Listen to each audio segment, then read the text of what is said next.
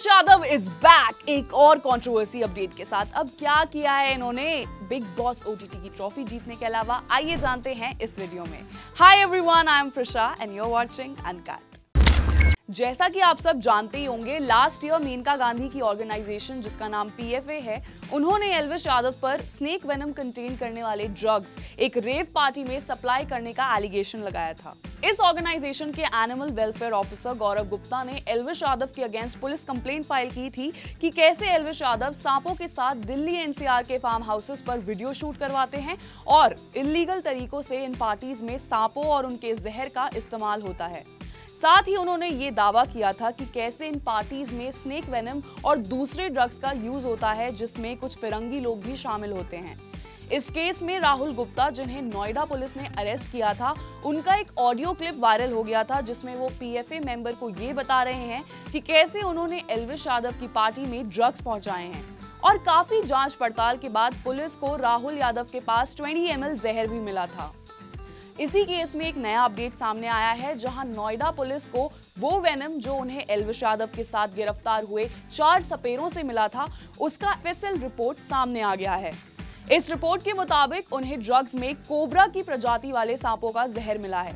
एल्विश यादव ने इस पूरे केस में खुद को इनोसेंट बताया है ऑब्वियसली, और वो अपने गिल्टी ना होने को लेके इतना श्योर हैं कि उन्होंने मुख्यमंत्री आदित्य योगीनाथ और यूपी पुलिस से ये कहा है कि इस केस में लगे आरोप अगर 1% भी सच प्रूव किए जाते हैं तो वो इस केस का पूरा जिम्मा उठाने के लिए तैयार हैं। साथ ही उन्होंने ये भी कहा कि कैसे लोगों और पुलिस को बिना किसी सबूत के उनके नाम आरोपियों के साथ नहीं लेने चाहिए। इस केस के चलते एल्विश को काफी ट्रोल भी किया गया था और उन पे कई मीम पेजेस ने मीम्स बनाकर उन्हें जिल्लत का स्वाद चखाया था। अब कहानी में ट्विस्ट ये है कि एफएसएल के रिपोर्ट के मुताबिक इन ड्रग्स में कोबरा सांप के ट्रेसेस मिले हैं, जिसकी वजह से एल्विश यादव के अगेंस्ट ये केस और भी ज्यादा स्ट्रॉन्ग हो गया है। जब ये केस शुरू हुआ था तब एल्विश ने अपने ट्विटर और इंस्टाग्राम पर मेनका गांधी के अगेंस्ट कई बातें भी लिखी थी और खुद को बेकसूर बताया था। यूट्यूब पर ब्लॉग्स बनाने और बिग बॉस के विनर बनने के लिए फेमस ये इन्फ्लुएंसर काफी टाइम से पॉपुलर तो हैं, मगर अपनी आड़ी टेढ़ी कंट्रोवर्सीज के लिए।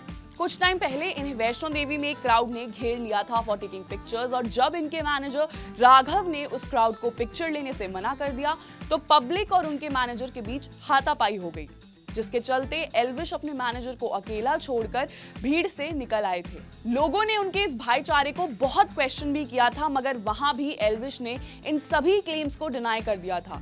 फिर अभी हाल ही में एक और इंसिडेंट सामने आया था, जहां एल्विश यादव की एक क्लिप वायरल हो रही थी जिसमें उन्होंने एक फैन को रेस्टोरेंट के बाहर चांटा मारा था।